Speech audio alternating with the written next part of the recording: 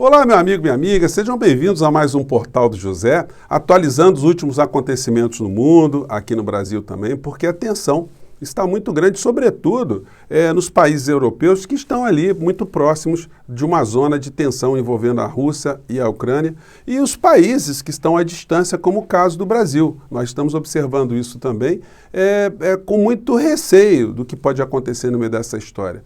Quando a gente tem essas tensões e muita guerra de informação, a tal guerra híbrida, a primeira que morre nessa história é a verdade. Nós não sabemos exatamente o que está acontecendo. Os norte-americanos, o tempo todo, eles estão afirmando que os russos irão invadir a Ucrânia. E os russos negam que estejam querendo invadir a Ucrânia. Evidentemente, quem vai tomar uma atitude militar não avisa com antecedência que vai tomar atitude militar. Mas até que ponto também as informações que são jogadas pelas mídias, que são plantadas, elas têm algum fundo de verdade ou não, nós não sabemos. O que nós sabemos foi que Vladimir Putin e Biden conversaram hoje e foi mais uma rodada diplomática para tentar evitar que essa situação se aprofunde de uma maneira mais intensa. Eu vou conversar com vocês sobre esses acontecimentos, sobre o que está acontecendo aqui no Brasil também, o que a gente pode esperar para os próximos dias. Mas antes de mais nada, se você está chegando agora no nosso portal, convido você a conhecer os nossos outros vídeos, principalmente se você gosta desse tipo de assunto, geopolítica, você assistir também o nosso vídeo, nosso encontro de manhã mais cedo, onde eu coloquei muitas informações, algumas imagens muito interessantes que você não vai ver pelos grandes veículos de comunicação. Se gostar, também dê o seu joinha e mande seus comentários para cá, porque são sempre lidos e são sempre considerados. E por falar em comentários, hoje mais cedo, no nosso encontro, eu informei, muitos já sabiam, que o Macron, presidente francês, ele não se submeteu ao exame do PCR para saber se ele poderia estar contaminado com Covid ou não, porque ele ficou com receio do material genético dele ser apropriado, o DNA dele ser apropriado pelos russos. Isso não vai acontecer com o presidente brasileiro porque ele vai se submeter a 5 exames, porque senão ele não chega nem perto de Vladimir Putin. E aí eu brinquei com vocês, O que o governo russo poderia fazer com o DNA do presidente brasileiro? Gente, as respostas foram muito hilárias. Eu não sabia que tinha tanta gente tão bem-humorada aqui no nosso portal. E eu fiz uma lista aqui de pessoas que colocaram suas opiniões, que esse DNA poderia criar uma espécie de mula sem cabeça russa, uma nova espécie de gado russo, uma nova raça de suíno, um híbrido de chupa-cabra com uma anta russa, nem sei se tem anta na Rússia, algum tipo de inseto venenoso, um capiroto, um demo, enfim, um chupa-cabra com saci, mas o que eu achei mais interessante, mais criativa, foi o comentário aqui do Klaus Peter. Ele disse que o DNA do Bolsonaro poderia ser utilizado para a criação de uma espécie de Godzilla com chapéu de frutas à la Carmen Miranda. E eu fiquei imaginando, um Godzilla com chapéuzinho de Carmen Miranda, enfim. Mas isso aí só para a gente distensionar um pouco esse momento que a gente está vivendo, que no nosso país já é muito complicado. Nós passamos aqui, ainda estamos passando por uma situação de genocídio, comandado por um governo omisso, um governo que fez propaganda de aglomerações, que atacou a vacina, que colocou remédios imprestáveis para a sociedade brasileira e continua cada vez mais a fazer maluquices. O único que não sabe o que está fazendo lá na Rússia agora, que vai fazer, é o presidente brasileiro. O convite foi feito anteriormente, o convite já foi feito desde setembro, atendendo a uma série de análises geopolíticas e geoestratégicas da Rússia. O presidente brasileiro ele foi compelido a não levar muitos civis para esse encontro, estão indo muitos militares brasileiros, e o encontro ali é um encontro de Estado, encontro que vão colocar algumas situações ali para além do governo Bolsonaro, alguns acordos para além do governo Bolsonaro. O Bolsonaro fez emitiu uma série de frases cifradas essa semana, dizendo que o Brasil seria salvo por alguma coisa, e ficou essa grande interrogação, porque a gente nunca viu um grupo de militares brasileiros de alta patente irem para uma outra nação num momento tão complicado. O que eles vão fazer? Eles vão aderir à aliança ali China, Rússia, e o Brasil agora vai ser um satélite desses países para fazer um contraponto aos interesses norte-americanos, e aí nós vamos ter milhões e bilhões de dólares de investimento russo ou de investimentos chineses aqui no Brasil. Enfim, qual seria a história, né? Evidentemente, isso aí está muito fora do espectro. O Bolsonaro não sabe o que ele está fazendo ali, ele está indo meio de carona no meio dessa história. Ele nunca aprendeu nada sobre absolutamente nada, então ele está meio ali de passageiro com os outros que estão ali. Eu fico até pensando se o Vladimir Putin não faria até uma pegadinha de colocar no roteiro dos militares brasileiros uma ida ao mausoléu onde está o Lenin, né? O Vladimir Lenin, o líder da Revolução Russa, o comunista. Eles poderiam ali, de repente, bater continência, ficar ali em frente ao mausoléu, que ia ser uma cena muito insólita, ver o general Heleno, Braga Neto, o Ramos, o próprio Bolsonaro, os comandantes brasileiros ali, batendo continência. Mas eu acho que a diplomacia russa não vai fazer essa pegadinha, não. Isso é uma coisa muito mais de brasileiro do que de russo, né? Mas vai saber lá, né?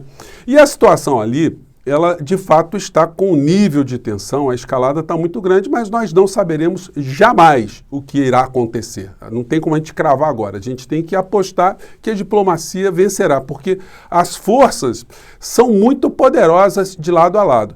Para os norte-americanos, esse conflito está sendo economicamente muito positivo. Eles estão esticando a corda porque eles estão vendendo. Os países que estão com receio estão passando o PIX e os americanos estão entregando, estão ajudando a fazer mais tensões ainda. Os russos têm reagido em relação a esse tipo de propaganda que faz com que haja um aumento dessas tensões. De fato, só nos próximos dias é que a gente vai saber se vai surgir algum fato concreto ou não terá algum fato concreto. E o presidente brasileiro, ele pode ajudar de alguma maneira? Tá complicado, né, gente? Porque ao invés de ele se colocar como um mediador, uma pessoa com capacidade de diálogo, uma pessoa com entendimento geopolítico, geoestratégico, ele vai até a Rússia e ele declarou o seguinte: Bolsonaro confirma a viagem à Rússia e pede a Deus que reine a paz no mundo.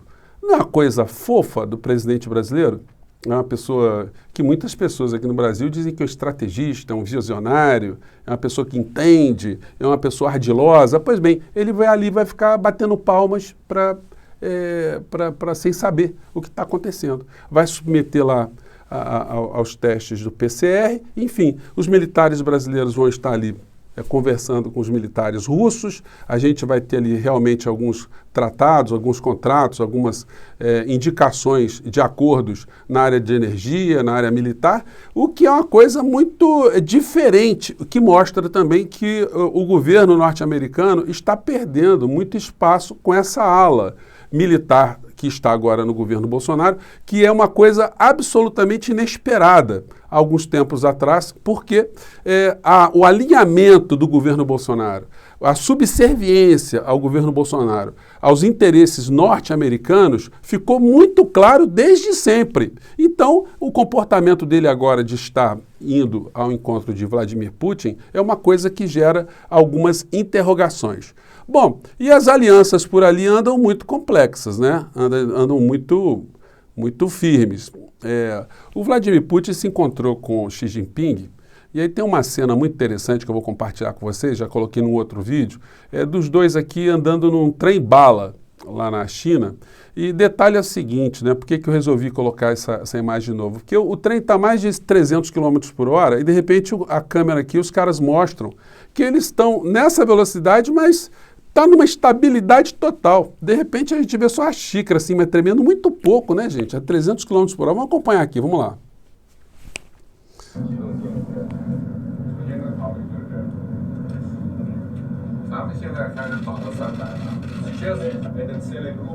Aí eles dão uma amostra aqui, era 300 por hora, né? Então, gente, nós estamos aí diante de nações extremamente poderosas geopoliticamente. Os russos estão muito preparados, eles têm um exército, forças regulares muito sofisticadas, muito bem treinadas, inclusive com uma situação muito peculiar, eles têm batalhões só de mulheres, né?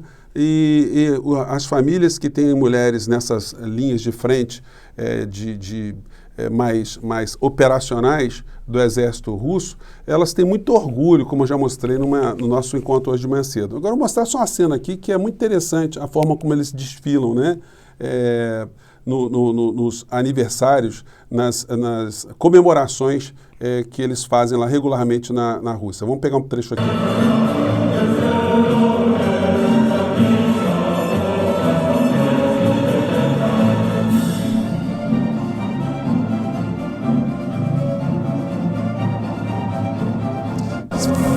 Tem cenas aqui, eu vou colocar para vocês verem aqui que eles têm de fato um poderio militar muito grande, e os chineses também estão com poderio militar excepcional. Então a situação não é uma situação para a gente ficar só acreditando que de fato não tem perigo nenhum. Existem perigos sim. Perigos, sim, né? Agora, vocês imaginem se o conflito, um possível conflito eclode justamente quando o presidente brasileiro está por aquela região. Ou, de repente, o espaço aéreo fica fechado. Enfim, existem situações possíveis, né, de acontecer, o que recomendaria que o presidente brasileiro não se deslocasse. Mas como ele não tem a menor noção do que ele está fazendo, e ele quer mais se afastar de alguns problemas domésticos, então a gente vai ter que ficar aqui observando de longe o que está acontecendo. Semana a gente passou por aquelas situações todas envolvendo o monarca, a discussão de novo sobre aquele regime lá da Segunda Guerra Mundial da Alemanha, e a gente vai vendo o perfil das pessoas que compõem esse governo nesse tipo de situação. Nós vamos ver, confirmar se o presidente é um extremista, uma pessoa que adora seguir aquela figura do bigodinho, o senhor Adolfo do bigodinho, da Segunda Guerra Mundial, se ele mantiver essa figura aqui à frente da Fundação Palmares, que declarou o seguinte: Moise foi um vagabundo, diz Sérgio Camargo. Sérgio Camargo é aquela figura que o tempo todo está agredindo os movimentos em defesa da cultura negra, enfim, dos afrodescendentes. É uma figura muito complicada, né? A matéria diz: nas redes sociais, Camargo afirmou que o refugiado foi um vagabundo morto por vagabundos mais fortes. Moise andava e negociava com pessoas que não prestam. Em tese, foi um vagabundo morto por vagabundos mais fortes. Gente, o Brasil todo ficou comovido com aquela agressão, aquele massacre, e esse indivíduo faz esse tipo de declaração. Se o Bolsonaro não demite essa figura, não exonera essa figura, isso fica muito claro que o Bolsonaro apoia esse tipo de pensamento, esse tipo de personagem dentro do governo dele, que para nós não será surpresa nenhuma. O perfil dessas pessoas é esse aqui, né? O cidadão gastou R$40 mil para visitar um lutador de jiu-jitsu. Gente, olha, eu vou falar uma coisa para vocês, eu não quero maldar não, mas é um amor muito grande, né? Pela arte, é um amor muito grande pelo esporte. O cara se deslocar aqui, gastar dinheiro público para se encontrar com um lutador de jiu-jitsu fora do nosso país. E essa gente vai fazendo barulho. As avaliações que eles continuam a mentir, enganar os seus próprios seguidores, fica aqui nessa matéria aqui, que diz que Brasil tem média diária de 247 mil interações no Facebook sobre a alegada fraude eleitoral. Os criminosos aí são de alto nível, né, que difundem essas conspirações. O jornal diz que, na sequência, aparece a deputada Bia Kicis, o deputado Felipe Barros, o presidente Jair Bolsonaro, o Jornal da Cidade, Eduardo Bolsonaro, o deputado Carlos Jordi, Grupo Bolsonaro 2022, Jovem Pan News, deputada Caroline de Tone e por aí vai. É muita gente atacando a verdade, muita gente criando confusão aqui no nosso país para criar um ambiente para que a gente tenha, não eleições com debates sérios, mas eleições muito tumultuadas, dividindo cada vez mais o Brasil, e a gente precisa cada vez mais estar atuando contra esse tipo de situação. É por isso que eu estou aqui. O general Heleno, esse homem inteligentíssimo, né, apareceu aqui na Polícia Federal como uma pessoa que abrigou no seu gabinete esses conspiradores. A matéria diz: a Polícia Federal, General Heleno afirma que recebeu extremistas no Palácio. Gente, esse homem é homem da inteligência brasileira que está lá agora, está indo lá para a Rússia, né? Enquanto isso vai acontecendo no plano político, no plano econômico, a gente está bastante distraído, mas muita gente continua embolsando bastante, né? Está aqui, ó, matéria no Estado de São Paulo de hoje. 3 maiores bancos lucram 69 bilhões e 400 milhões de reais. Aqui no Rio de Janeiro, a gente já começa a sentir as mãozinhas de Paulo Guedes no gás barato, né? O Paulo Guedes disse que o gás ia ficar barato, acho que está dando para vocês verem aqui.